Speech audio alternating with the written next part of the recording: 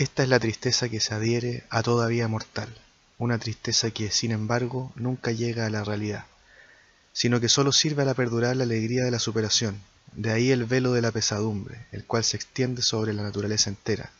De ahí la profunda e indestructible melancolía de toda vida. Solo en la personalidad está la vida, y toda personalidad se apoya en un fundamento oscuro, que no obstante debe ser también el fundamento del conocimiento.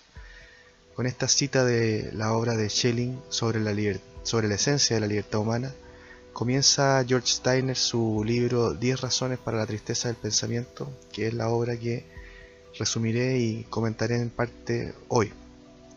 Un poco del autor. George Steiner es un crítico literario, ensayista, filósofo, novelista, nacido en Francia, desarrolló su carrera en Norteamérica, es una persona que ha estudiado una serie de disciplinas, lo que le ha valido ser denominado como un polímata, es decir, una especie de hombre de renacimiento, una persona que ha destacado en diversas áreas del conocimiento, y la verdad que esta obra refleja en buena medida esa característica, por cuanto, tratándose en todo caso de una obra bastante breve, no debe tener más de 100 páginas, revela un profundo conocimiento de la naturaleza humana, si existe aquella cosa, o al menos la naturaleza del pensamiento, según la concepción de Steiner, que comienza con esta cita que nos adelanta un poco esta tristeza que él detecta en parte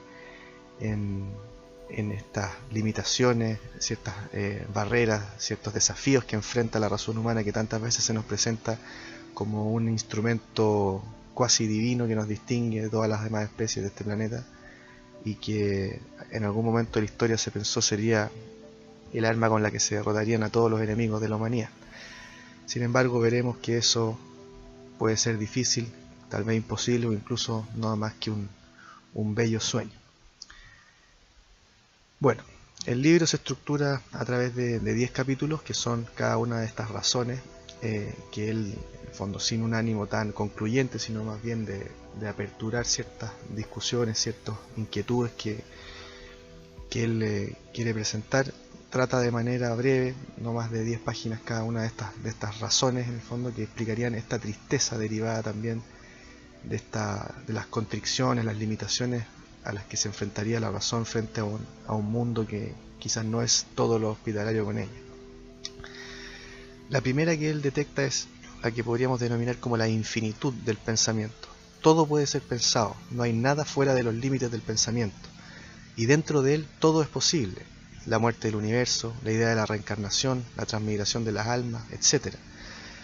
Pero esta infinitud es una infinitud completa, por cuanto nunca sabremos hasta dónde podría llegar. En el fondo, si pensamos en la idea del infinito, claramente el infinito no tiene destino, por consiguiente no hay un punto de término. En todo ámbito, ciencia, religión, arte, no se alcanzan respuestas satisfactorias ni concluyentes, lo que constituye una contradicción inherente a todo acto del intelecto, constituyendo así la primera razón para esta tristeza del pensamiento. En segundo lugar, nos habla de un pensamiento fuera de control. Existe una evidente distracción mental por la actividad sensorial, por el cansancio de las personas, etc.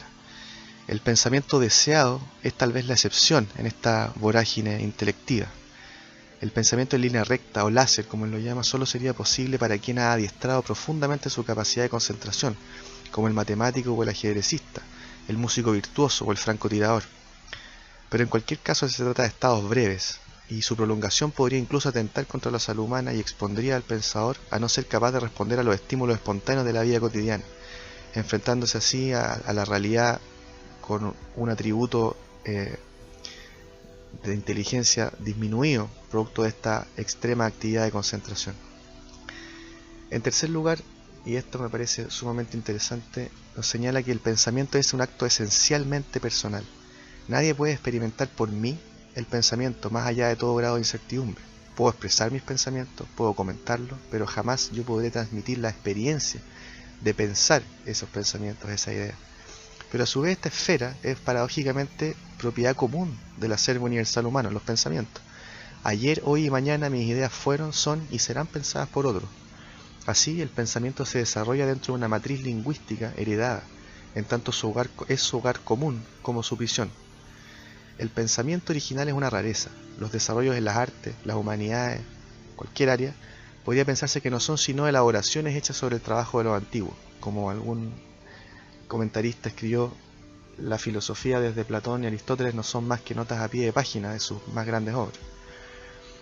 Siguiendo, otras razones que nos comenta este autor Steiner es que toda verdad, salvo tal vez en la lógica o en las matemáticas, está expuesta a ser falseada, revisada y borrada. El lenguaje con su ambigüedad es enemigo de la verdad. Cito, quizá esta sea la razón por la que los grandes simios se han negado a desarrollarlo, el lenguaje. Pero si fuera posible establecer un pensamiento solo a base de proposiciones lógicas, como algunos autores de la filosofía contemporánea han intentado hacer, óptimamente expresado de forma no verbal, viviríamos en la locura. No es posible vivir sin sueños, sin ficciones. Como señala esta serie de moda La maldición de Hill House en su primer capítulo, ningún organismo vivo puede mantenerse cuerdo en condiciones de realidad absoluta. Por tanto, nos dice este autor que es fundamental la antinomia que se genera entre la pretensión de autonomía del lenguaje respecto del despotismo de la referencia y la razón y la desinteresada búsqueda de la verdad. Una quinta razón para la tristeza del pensamiento es lo que él llama el pensamiento despilfarrador. Nos señala que el proceso mental es abrumadoramente difuso, disperso, inexplicado. Millones de pensamientos quedan fuera del alcance, desvanecidos, fluyendo en un desperdicio insondable, como el del hombre que en sueño cree haber alcanzado la solución a un problema existencial fundamental. Pero sin embargo, la alternativa de racionar el pensamiento constituye una conducta propia de un régimen totalitario. Por otra parte, el pensador importante de las humanidades o de la ciencia sería el que logra percibir una idea o un concepto decisivo y se aprovecha de ello, porque somos incapaces de condensar y almacenar ordenadamente el voltaje posiblemente fructífero generado por los insomnes arcos y sinapsis de nuestro ser mental. Entonces, pensando en esta idea junto con la que expresamos un par de minutos atrás, probablemente sea aquel pensador que o da con una idea totalmente innovadora, un concepto totalmente innovador, o bien le da una vuelta de tuerca a aquello que quizás en cierto momento histórico o social representa un avance filosófico, artístico, científico, y es capaz de aprovecharse de ello, percibiendo esta idea y concentrarse de manera casi absoluta en ella. A continuación nos señala que otra razón es que el pensamiento solo es inmediato para sí mismo, se interponen multiplicidad de elementos entre él y el acto. El pintor no puede trasladar plenamente su visión al lienzo, ni el músico expresar su conjunto de sentimientos, ideas y abstracciones de forma íntegra. Entre el pensar y el realizar, entre el concebir y el ejecutar está la esperanza, las más de las veces una esperanza fallida, salvo para aquellas personas que creen o que efectivamente han logrado desarrollar esta técnica de la telequinesis. En séptimo lugar, nos releva la idea de esta imposibilidad del no pensar. Esta realidad ya es para el autor una aterradora constricción, la imposición de una servidumbre, de un despotismo y un peso singular. El mundo como ventana a través del cual el intelecto percibe la realidad, o el mundo espejo en el que el pensamiento mismo es la única fuente verificable de la totalidad de la experiencia. Son las dos alternativas que los sistemas filosóficos occidentales nos han planteado durante ya muchos siglos. Pero cualquiera sea la opción escogida, hasta el más dotado de los intelectos opera con instrucciones y limitaciones que no puede verdaderamente definir ni menos medir. El límite del observable se presenta hoy tanto para el más potente microscopio como para el mejor observatorio estelar. El pensamiento más inspirado es impotente ante la muerte, una impotencia que ha generado nuestros escenarios metafísicos y religiosos. El pensamiento vela tanto como revela, probablemente mucho más. A continuación, en una octava razón, vuelve el autor a la idea de la incapacidad de comprender de forma segura los pensamientos ajenos. La forma de exteriorizar el pensamiento a través de esa selección personalizada del lenguaje disponible, que los lingüistas llaman idiolecto, vuelve parcialmente ininteligible el proceso comunicativo. El pensamiento puede hacer que seamos extraños los unos para los otros. Ninguna luz final, ninguna empatía en el amor devela el laberinto que es la interioridad de otro ser humano. En penúltimo lugar, el autor nos comenta que la tendencia del medio sociopolítico actual, que tiende a lo igualitario, atribuye a ciertos actos del espíritu la grandeza, la idea científica, la obra de arte, el sistema filosófico, la proeza histórica. Pero se pregunta, ¿Cuántos miembros de la especie son capaces de desarrollar la actividad intelectiva conducente a pensamientos de este nivel? ¿Es posible enseñar los medios capacitadores que permitan no solo un uso adecuado del pensamiento, sino más allá de incluso la capacidad de llegar a estos importantes desarrollos de la razón? ¿Qué hay de la creatividad? Concluye este punto el autor señalando que no hay democracia en el genio, solamente una terrible injusticia y una carga que amenaza la vida. En el punto 10, la última razón que presenta, el autor se vuelca a un rasgo distintivo compartido por la lengua alemana y francesa y que contrasta con la inglesa, a saber que en las primeras es posible omitir la interposición entre el verbo pensar y el objeto pensado, en tanto en la segunda ello no es posible. En el fondo, alemanes y franceses pueden, lingüísticamente hablando, pensar no en, sino que pensar el concepto, no es pensar en Dios, sino pensar Dios. Cuestión que, por una cuestión gramatical y el desarrollo lingüístico del del inglés, difiere. En este contexto pregunta si la inmediatez gramatical revela la suposición de que los objetos del pensamiento son el producto dependiente del acto de pensar, como en Kant, o bien si la omisión del término intermedio autoriza a creer que el objeto del pensamiento tiene autonomía. El alemán y el francés dejan abierta esta cuestión. El inglés impone una elección, interiorizando un empirismo robusto y fundamental. Plantea que tal vez sea esta la diferencia entre las concepciones filosóficas o lingüísticas de cada una de estas tradiciones. Los intentos de pensar la muerte o pensar a Dios probablemente no nos acercan a soluciones verificables de los enigmas que rodean esta idea. Tal vez por el contrario nos alejan de ellas. La historia de la filosofía y la literatura, el arte y la religión, no es sino el registro de estos intentos. A falta de pruebas explicativas, encontraremos imágenes, mitos o incluso verborrea. Todo vale en la agilidad del pensamiento, en su infatigable propensión a la narrativa. Concluyo con una cita. El dominio del pensamiento, de la misteriosa rapidez del pensamiento, exalta al hombre por encima de todos los demás seres vivientes. Sin embargo, lo deja convertido en un extraño para sí mismo y para la enormidad del mundo. Esas son entonces estas 10 razones para la tristeza del pensamiento de George Steiner que hemos reseñado hoy.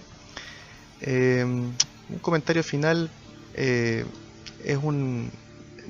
lo único que he leído de este autor. Me llamó mucho la atención el título y investigué un poco de su trabajo y me pareció muy interesante. Siempre es interesante, a mi juicio, leer o escuchar a personas que han estudiado diversas disciplinas, no se han especializado únicamente en ciertos aspectos de problemas filosóficos, prácticos o cuestiones científicas demasiado técnicas o economía muy de situaciones particulares de alguna nación. Yo creo que siempre es interesante leer ideas que se conectan holísticamente con otras áreas del conocimiento, de la experiencia humana. Y a pesar de ser un libro bastante breve, críptico a ratos, se lee con bastante agrado. Yo la verdad pienso que vale la pena. Es un libro que se puede leer perfectamente en una tarde. Es bien interesante los ejemplos que él plantea. Es un libro de mediados de la década del 2000-2006, si no me equivoco. Entonces bastante reciente. George Steiner es un autor que sigue vivo, tiene 89 años. No sé si estará activo intelectualmente, pero me parece que sigue escribiendo, dictando clases.